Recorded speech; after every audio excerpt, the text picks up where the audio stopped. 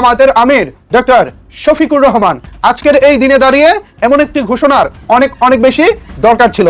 ঘটিয়ে ফেলেছেন অস্বাভাবিক একটি রেকর্ড। চতুর্দিকে অনেক দুঃখের খবর। ইরান আমেরিকা যুদ্ধ চলছে, পাকিস্তান আফগানিস্তান যুদ্ধ চলছে, আহত হয়েছে, এরকম খারাপ খবরের মাঝে একটা মজার খবর নিয়ে আপনাদের সঙ্গে আলোচনা করি কিংবা শেয়ার করি। সেই মজার ঘটনাটা ঘটেছে।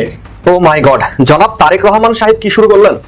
ডোনাল্ড ট্রাম্পকে পেছনে ফেলে এগিয়ে যাচ্ছেন জনাব তারেক রহমান সাহেব। কি খেলা দেখাচ্ছেন তিনি! আমেরিকার প্রেসিডেন্ট ডোনাল্ড ট্রাম্পকে পেছনে ফেলেছেন বিএনপির চেয়ারম্যান জনাব তারেক রহমান সাহেব। মাননীয় প্রধানমন্ত্রী জনাব তারেক রহমান বাধ্য হতে পারেন প্রফেসর ইউনূসকে রাষ্ট্রপতি বানাতে এবং জামাতকে মন্ত্রী পরিষদে নিতে, নইলে দেশ চালাতে পারবেন বলে মনে হচ্ছে। পুঞ্জের আলো আর এই দিল্লি স্টার মতি আর মাহফুজের পিকের মধ্যে দুজনে এমন খামসাখামসি শুরু করছে যে আগুন হয়েছিল না, তো এর প্রেক্ষিতেও দুইটার প্রেক্ষিতে একই সময় সমানিত আগুনটা লাগছিল, তো এর প্রেক্ষিতেও খোঁচা গুলো উঠায়, তো বিএনপি একটু মনে করাই দেওয়ার জন্য আজকের এই। আলহামদুলিল্লাহ আয়াতুল্লাহ আল খামেনি বেঁচে আছেন, তবে তাকে মারার চেষ্টা করা হয়েছিল, যে কারণে হামলার 2 ঘন্টা আগেই তাকে সরিয়ে নেওয়া হয়েছিল। আলহামদুলিল্লাহ ইরানের সর্বোচ্চ নেতা আয়াতুল্লাহ আলী খামেনি এখনো বেঁচে আছেন এবং এই তথ্যটি দিয়েছেন ইরানের পররাষ্ট্রমন্ত্রী। পুরো বিশ্ববাসী দেখতে চাই আয়াতুল্লাহ আলী খামেনির ছবি, তিনি যে নেই তার যে বডি, সেই বডির ছবি কেন এখন পর্যন্ত প্রকাশ করা হচ্ছে না? তার মানে কি নতুন কোনো কৌশল, নতুন কোনো পলিটিক্স? আলহামদুলিল্লাহ এইমাত্র পাওয়া খবর হলো আমেরিকার 5 জেটা গোলাম নেতানিয়াহু এইমাত্র নিহত হয়েছেন। আলহামদুলিল্লাহ ইসরায়েলের প্রেসিডেন্ট নেতানিয়াহু কোলাঙ্গারের বাচ্চা আর নাই, ওর উপরে ইরানের ব্যালিস্টিক মিসাইল পুইরা ছিন্ন ভিন্ন হয়ে গেছে, একবারে ডেট হয়ে গেছে। আলহামদুলিল্লাহ। প্রিয় দর্শক, বর্তমান বাংলাদেশের রাজনৈতিক প্রেক্ষাপট বা পরিস্থিতির উপর বিশ্লেষণ করে আপনাদের উপর কিছু গুরুত্বপূর্ণ ভিডিও ফুটেজ নিয়ে হাজির হয়েছি। এমনকি দর্শক, আমি আশা করছি ভিডিও শুরুটা দেখেই বুঝতে পেরেছেন আজকের নিউজটা কতটা গুরুত্বপূর্ণ হতে যাচ্ছে। তো তাই বলবো প্রিয় দর্শক, যারা ভিডিওটি অন করেছেন তারা ভিডিওটি না টেনে সম্পূর্ণ মনোযোগ সহকারে দেখবেন, তাহলেই বুঝতে পারবেন আজকের ভিডিওর মূল রহস্য বা আসল ঘটনাগুলো। প্রিয় দর্শক, চলুন দেখে আসি সেই আজকের কাঙ্ক্ষিত ভিডিওগুলো। তবে তার আগে বলি, যারা এখনই চ্যানেলটি সাবস্ক্রাইব করেননি তারা সাবস্ক্রাইব করে পাশে থাকা বেল আইকনটি বাজিয়ে দিবেন, আর যারা ইতিমধ্যে চ্যানেলটি সাবস্ক্রাইব করে রেখেছেন তাদেরকে অসংখ্য ধন্যবাদ। তো চলুন দর্শক, আমরা একটা লাইক দিয়ে ধারাবাহিকভাবে ভিডিওর সকল বিস্তারিত আলোচনা দেখে আসি। মনে করেন রয়টার বলতেছে খামেনি সাহেব মারা গেছে, বিবিসি বলতেছে খামেনি সাহেব মারা গেছে, সিএনএন বলতেছে খামেনি সাহেব মারা গেছে, আর সারা দুনিয়ার যত নিউজ এজেন্সি রয়েছে তার কম বেশি বলতেছে, কিন্তু একটা নিউজ এজেন্সি তো আমি দেখলাম না যে তার ডেড বডিটা, অন্তত চেহারাটা খুলে একটু ডেড বডিটা দেখার অসুবিধা কি ছিল?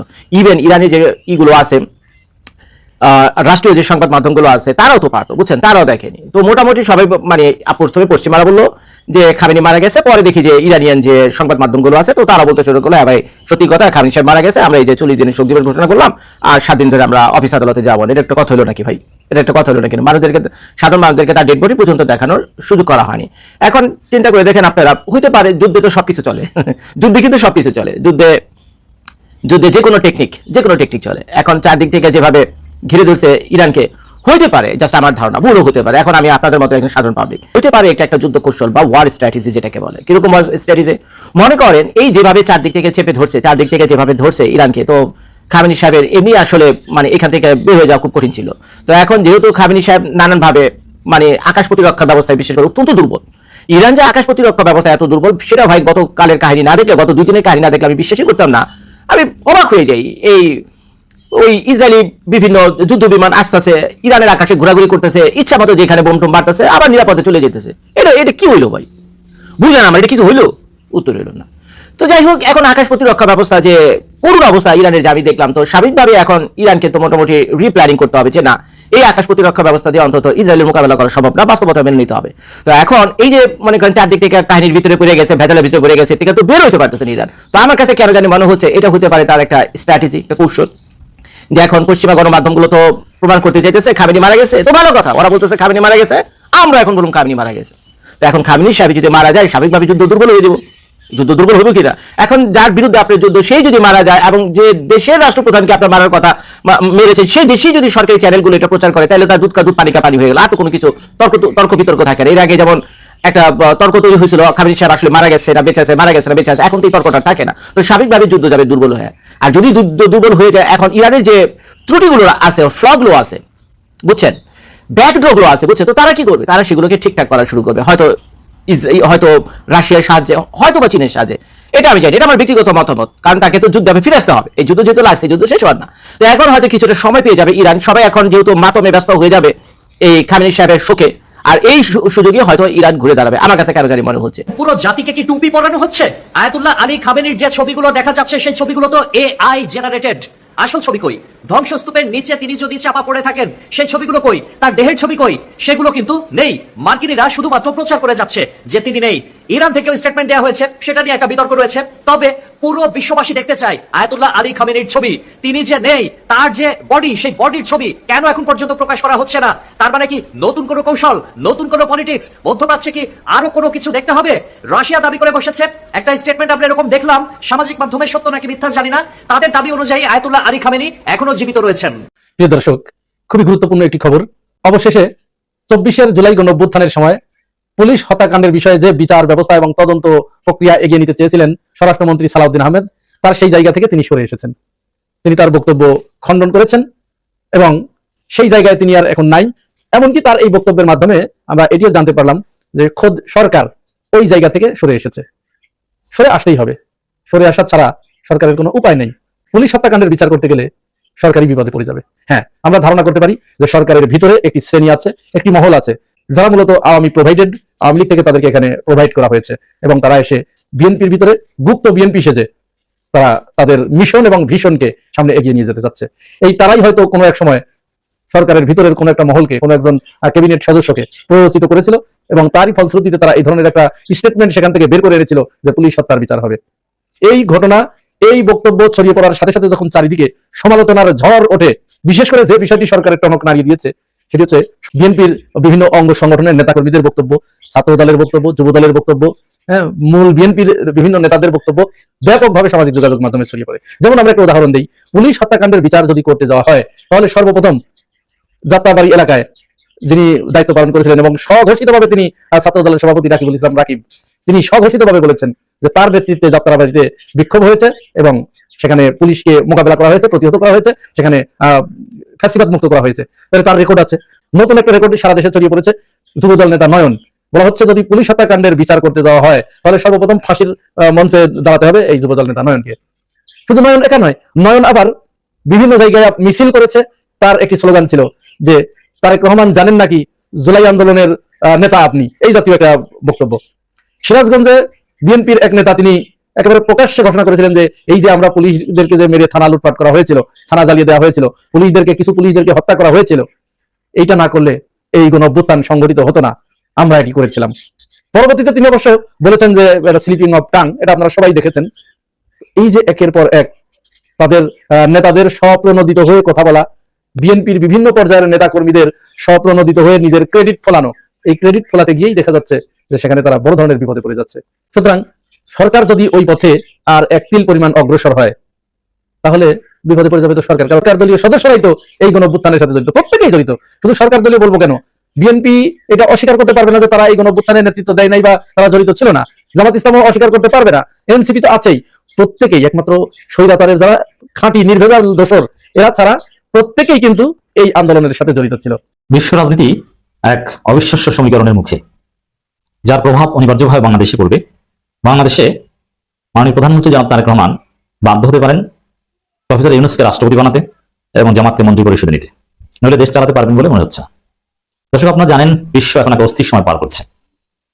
পৃথিবী ভালো নেই, মুসলিম উম্মাহ ভালো নেই। যেখানে পৃথিবীর সবচেয়ে সুরক্ষিত নেতাই নিরাপদ নয়, যিনি সবচেয়ে সুরক্ষিতভাবে থাকতেন, জনসম্মুখে তাকে দেখাই যেত না, তার অফিস বা কি, এটা একটা সিক্রেট, একটা রহস্য ছিল, কোথায় মাটির নিচে না উপরে, সেখানে ঘোষণা দিয়ে দীর্ঘদিন যাবত পরিকল্পনা করে তাকে হত্যা করা হয়েছে। বলছে আয়াতুল্লাহ খামেনির কথা। আপনি চিন্তা করেন যে কিভাবে সম্ভব। এর আগে দেখেন এরকম কাজ এরা করতে থাকবে, কিছু হবে না।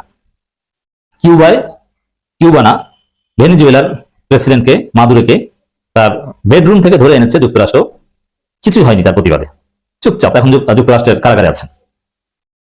মানে বর্তমান ওয়ার্ল্ড সিস্টেম কিন্তু ভেঙে পড়েছে, ওয়ার্ল্ড অর্ডার বলতে কিছু নাই, ডিটোরিয়েটেড, ডেভিয়েটেড, একদম সবকিছু ছিন্ন বিচ্ছিন্ন। যখন যা ইচ্ছা তখন তা করতে পারে, কারো কিছু বলার নেই। এই পরিস্থিতিতে স্বাধীন দেশ হিসেবে টিকে থাকাটাই কঠিন। রাইট টু সেলফ ডিটারমিনেশন এবং ন্যাশনাল স্টেটের যে ধারণা, ওটাই এখন ক্লাস করছে। কোন নিয়ম কানুন এবং ইউএন বা ইউনাইটেড নেশনস, জাতিসংঘ, এগুলো কোনো কার্যকারিতাই নেই, কিচ্ছু করতে পারছে না। যা ইচ্ছা তা করছে, যার পাওয়ার আছে, জোর যার মুল্লুক তার। পৃথিবীতেও এটা, বাংলাদেশেও এটা। বিশ্ব রাজনীতিতে কোনো মুরব্বী নেই, যুক্তরাষ্ট্র যা মন চায় তখন সেটা করছে, কেউ ঠেকানো কিছু নেই, ফেরানো কিছু নেই। কিসের জাতিসংঘ, কিসের বালসাল, কিচ্ছু না। বাংলাদেশে বিএনপি ক্ষমতা এসে সন্ত্রাসীরা যা ইচ্ছে তা করছে, থানা, পুলিশ, বিএনপি সিনিয়র নেতা কারো তোয়াক্কা করছে না। চুয়াডাঙ্গায় বিএনপি সন্ত্রাসীরা জামাত কর্মীকে হত্যা করছে। অথচ তারেক রহমান কত সুন্দর এক্সাম্পল সেট করছেন। ওই বিশ্ব রাজনীতির মতো কোনো মুরব্বী টুরব্বী কিছু নেই, যখন যার ইচ্ছা তা করছে, একটা বিশৃঙ্খল অবস্থা। এই পরিস্থিতির একটা প্রভাব বাংলাদেশের উপর ব্যাডলি পড়বে। বিশেষ করে এই যুদ্ধ, মধ্যপ্রাচ্যের এই অস্থিরতা, এটা এসকেলেট করবে এবং লং লাস্ট করবে। বিশেষ করে জ্বালানির উপর ভয়ানক প্রভাব পড়বে। অলরেডি বিমান চলাচল একদম অচল হয়ে গেছে। প্রত্যেক দিন বাংলাদেশেরই কোটি কোটি টাকা খরচ লস হওয়া শুরু হয়েছে। যেমন ফ্লাইট বিপর্যয়, ফ্লাইট স্থগিত, মানুষের কত গুরুত্বপূর্ণ কাজ করতে পারছে না। তো এতে দেখা যায় যে বিরাট অ্যামাউন্টের ক্ষতি, বড় ধরনের ক্ষতির সম্মুখীন হচ্ছে। তো এই পরিস্থিতিতে দেশ চালানো কঠিন হয়ে যাবে। বাংলাদেশের মতো এই ফ্রাজাইল স্টেট, যাদের উপর বিশ্ব রাজনীতির কুনজর আছে, এবং খলিলুর রহমানের মতো একজন আমেরিকার এজেন্টকে যেখানে পররাষ্ট্রমন্ত্রী বানানো হয়েছে, সেখানে আর আমেরিকা বিএনপি ক্ষমতা এনে দিয়েছে নিশ্চিত কিছু বিনিময়ে। যখন পুরো অঞ্চলে যুদ্ধ এসকেলেট করবে, বাংলাদেশের মানুষ আবার ইরানের পক্ষে। অতএব স্ট্র্যাটেজিক্যালি যুক্তরাষ্ট্র বাংলাদেশকে চাপ দিয়ে যুক্তরাষ্ট্রের গ্রেটার ইন্টারেস্টের পক্ষে রাখার চেষ্টা করবে, যেটা বাংলাদেশ সরকারেরও নীতিমালার বিরুদ্ধে। আবার বরাইত ধরা, কারণ নির্বাচন তো কার্যত সুষ্ঠু হয়নি, যুক্তরাষ্ট্র ক্ষমতা এনে দিয়েছে মেকানিজম করে, এবং তাদের প্রতিনিধি পররাষ্ট্র মন্ত্রণালয়ে বসিয়ে দিয়েছে। এই জায়গায় বাংলাদেশ অস্থির হয়ে উঠবে, দ্রব্যমূল্যের ভয়ানক ঊর্ধ্বগতি এবং লোডশেডিং, এমনকি বিদ্যুৎ উৎপাদন কিছু কিছু ক্ষেত্রে বন্ধ হয়ে যাবে, যাতে সুন্দরভাবে দেশ চালানো আদৌ সম্ভব হবে না। আর এটা যে আমি বিএনপি সরকার বা বাংলাদেশকে দোষ দেবো তা না, পৃথিবীর দোষ, এবং পৃথিবীতে যে ব্যালেন্স অফ পাওয়ার দরকার এটা নাই। আমরা এই আলোচনায় বিশ্ব রাজনীতি কিছু গতি প্রকৃতি বুঝবেন, যদি আলোচনা করছি বেসিক্যালি বাংলাদেশ। দেখেন, যদি শক্তির সমতা থাকে তাহলে যুদ্ধ বাঁধে না, শেয়ানে শেয়ানে লড়াইটা ভয়ানক হয় না। ইরানের পাশে ইরানের গুরুত্বপূর্ণ মিত্র চীন, এবং চীনকে ইরান বিভিন্ন জায়গায় নিঃশর্ত সমর্থন দিয়ে আসছে, কিন্তু ইরানের এই কঠিন মুহূর্তে চীন চুপচাপ। চীন একটা ধনী রাষ্ট্র, তাদের পয়সা আছে, পয়সা দেয়, পয়সা ছাড়া কিছু বোঝে না। যুক্তরাষ্ট্রের বিরুদ্ধে কিছু করতে পারছে না। অনেকে ইন্টারন্যাশনাল রিলেশনস আমরা আলোচনা করতাম যে চীন সুপার পাওয়ার হতে পারবে কিনা, বালের সুপার পাওয়ার হবে। এরা কিচ্ছু বোঝে না, এরা একটা মাথা মোটা টাইপের কান্ট্রি, শুধু বুঝে টাকা পয়সা আর কিছু আবিষ্কার আর কিছু চুরি। চীন কিন্তু একটা চোরা জাতি, এটা আপনাকে বুঝতে হবে। এরা প্রযুক্তি চুরি করে, কপিরাইটের হাজারো মামলা আছে তাদের বিরুদ্ধে, ভালো দিকও আছে। এই চীন দেখেন, এই যে চীন যেটা চেয়েছে বাংলাদেশে, এটাও হয়নি। চীন জামাতকে পছন্দ করেছিল, কিন্তু যুক্তরাষ্ট্র এসে সব খেলে দিয়েছে। ভারতের সাথে চীন কৌশলে অন্য দেশের সাথে যে মেকানিজম, এটা পারে না। বাংলাদেশের যুগ যুগ ধরে ভারতের প্রভাব চীন কিছুই পারে না, অথচ এত টাকা, বিনা টাকায় ভারত বাংলাদেশে তাদের প্রভাব বিস্তার করে। এই যে চীন যে কি ধনছে বুঝতে পারে না, আসল সময় কিছু পারে না, তাও কথা বলে। নির্বাচনের মেকানিজম, অমুক তমুক দালাল রক্ষা করা কিছুই পারে না।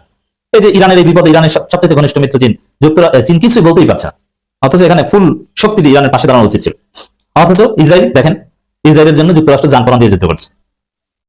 তো এই যে পরিস্থিতি, এটা একটা অসম পৃথিবী, একটা অস্থির পৃথিবীর একটা আলামত। পুন্দের আলো আর এই দিল্লি স্টার, মতি আর মাহফুজের পিকের মধ্যে দুজনে এমন খামসাখামসি শুরু করছে, ওই যে আগুন লাগানো হয়েছিল না, এই আগুন লাগানোর পরে ওই আগুনের ঘাটা এখন শুকাইছে, শুকায় ওই যে উঠতেছে না। তো এর প্রেক্ষিতেও দুইটা প্রকৃতি তো একই সমানিত আগুনটা লাগছিল, তো এর প্রেক্ষিতেও ও খোঁচায় গুলো উঠায় শুকাই গেছে, চামড়া এখন টান। তো এই টান উত্তেজনা হইতে মতি মাহফুজের প্রেক্ষিতে গুতায়, আর মাহফুজ মতির প্রেক্ষিতে গুতায়, দুইটার প্রেক্ষিতে গুতাগুতির মধ্যে রোজার মধ্যেও এই ভিডিওটা না দিয়ে আর পারলাম না। তো আমি কিন্তু আমার এখানে ইফতার শেষ হয়েছে, এখন 7:30 বাজে রাত, তো রোজা নাই এই মুহূর্তে, কিঞ্চিত ধুলাই হইতে পারে, এই জন্য আগে থেকে আপনাদের কাছে সরি বলে নিলাম। এটি বাচ্চা আজকে এই বিএনপি ক্ষমতায় আসার পর থেকে, বিশেষ করে এই ক্ষমতা আসার পর থেকে সে নতুন করে সে আগের নিউজগুলো, ওই এক বাঞ্চত আছে, ওই যে ওর শিল্পকর্ম বানিয়েছে, শিল্পকর্ম বানায় তারপরে তারা কি করে প্রতিদিন নিউজে, প্রতি ঘন্টায় ঘন্টায় নিউজ, এই মতির পুন্দে আগুন লাগিয়ে গেল, কারা মতির পুন্দের আগুনে লাল হয়ে গিয়েছিল, এরপরে এখন শুকিয়ে ঘা হয়ে অবস্থা, তারপরে মাহফুজ মতির প্রেক্ষিতে আগুন দিল, নানা নিউজ, 1 ঘন্টা পর নিউজ। আবার সেই নিউজ আবার এত জনপ্রিয় এক পত্রিকা, তারা চিন্তা করেন সে সফল কর্মটর্ম নানান শিরোনামে নিউজ দিয়া এটা আবার কমেন্ট সেকশন অফ করে রাখতে হয়, এই হয়েছে তাদের অবস্থা। তো এই কমেন্ট সেকশন অফ করে রাখে তারা এই নিউজগুলো করেই যাচ্ছে। তাদের আমার বিশ্বাস, আমার ধারণা যেটা, সেটা হচ্ছে যে বিএনপি তো আবার প্রথম আলোর প্রতি অনেক ভালোবাসা আছে, তাদের জাতির পিতা হইলো মতি, জাতির মাতা হইলো মাহফুজ আনাম, এই খাওয়ালা দুইটারে বিএনপি তাদের আব্বা আম্মা বানাইছে। তো বিএনপি একটু মনে করাই দেওয়ার জন্য আজকের এই ভিডিওটা কি করেছিল এই প্রথম আলো এবং ডেইলি স্টার। আজকে আমাদের নিয়ে ওরা তো ধারাবাহিকভাবে দুজনের প্রকৃতি গুতাইতে, আমিও দুইটা প্রকৃতি একটু গুতাই, হ্যাঁ, আমি ধারাবাহিকভাবে এটা নিয়ে কাজ করতে থাকবো। আপনাদের কাছে অল্প ছোট করে কিছু জিনিস দেখায় রাখি, যে কিভাবে খালেদা জিয়া এবং তারেক রহমান এই দুইজনকে ওরা বিএনপির নেতৃত্ব শূন্যতা করার জন্য যা যা করা দরকার সব করেছিল। প্রথম যেটা আমি 21শে আগস্টের জ্ঞানের ভাবনা, যেটা সবচাইতে বড় মানে ম্যাসিভ হত্যাকাণ্ডের ঘটনা যেটা ঘটেছিল, সেই ঘটনায় তারেক রহমান এবং খালেদা জিয়া এই দুইজনকে কিভাবে করা হয়েছিল, ফাঁসানো হয়েছিল, সেটা আমার 21শে আগস্ট নিয়ে একটা 15 মিনিটস করা আছে, প্রায় 45 মিনিটের একটা প্রোগ্রাম, ওইটাতে একদম সবিস্তার ওইখানে সবকিছু আছে, আপনারা আমার ওই ভিডিওটা একটু দেখে নিন। আর আমি আজকে যেই জায়গাটা বলবো সেটা হচ্ছে যে এই ঘটনাকে কেন্দ্র করে বিএনপিকে আপনার জঙ্গি বানানোর জন্য প্রথম আলোর 6 জন মানুষ নিরলস কাজ করে গিয়েছে, এক মতির যুগ্ম সম্পাদক ওই যে সোহরাব, আরেকটা আছে বদমাইশ ওই যে আনিসুল হক, আরেক বদমাইশ মারা গেছে মিজানুর রহমান খান, আর দুই ওদের সিনিয়র সাংবাদিক আছে দুইটা, এই ভারতের 71-এ ভারতের এই দাদাদের গুতায় পয়দা হওয়া, একটা নাম হলো ফারুক, আরেকটা নাম হলো গিয়া টিপু সুলতান, ফারুক মহিউদ্দিন সম্ভবত এর নাম, মহিউদ্দিন। তো এই বাচ্চারা, এই পতিতালয়ের জন্ম নেওয়া বাচ্চাগুলা, এদের অনেক অনেক বাজেভাবে গালি দেওয়া যায়। ভাই আপনার অনেক সুশীল হয়ে সুন্দর করে বলতে পারেন, আমি পারিনি তাই বললাম না। এরা বাংলাদেশে কয়েকশো খুব দেশপ্রেমিক নিরীহ আলেমকে হত্যা করেছে, এরা এর জন্য দায়ী। আজকে এই তারেক রহমান আর ফাখরুল ইসলামরা বাংলাদেশের ক্ষমতায় এসেছে, তারা জানেও না যে তাদেরকে ফাঁসানোর জন্য, তাদের হাত থেকে ক্ষমতা নেওয়ার জন্য এই প্রথম আলো ডেইলিস্টার কত মানুষকে মেরে ফেলেছে। এই 21শে আগস্টের মামলাতেই আপনারা জানেন কতজন মানুষকে মারা হয়েছে। এই মুফতি হান্নান, আরো কয়েকজন জেলখানায়, সিলেটের জেলখানায় মেরে ফেলা হয়েছে একজন আসামিকে। তারপরে এরকম এই জঙ্গি নাটকের এটাতে, এই নাটক সাজাইতে যায় বাংলাদেশে কয়েক হাজার মানুষকে মেরেছে, এবং এই মৃত্যুর প্রায় প্রতিটার সাথে প্রথম আলো জড়িত। প্রিয় দর্শক, আমি আশা করছি ভিডিওটি সম্পূর্ণ মনোযোগ সহকারে দেখেছেন। সেই সাথে ভিডিও সম্পর্কিত কোনো তথ্য বা মতামত থাকলে কমেন্ট বক্সে জানিয়ে যাবেন। আজকের মতন এখানে শেষ করছি, ফিরে আসছি আগামী দিনের নতুন একটি টপিক নিয়ে। সে পর্যন্ত সবাই ভালো থাকবেন। আল্লাহ হাফেজ।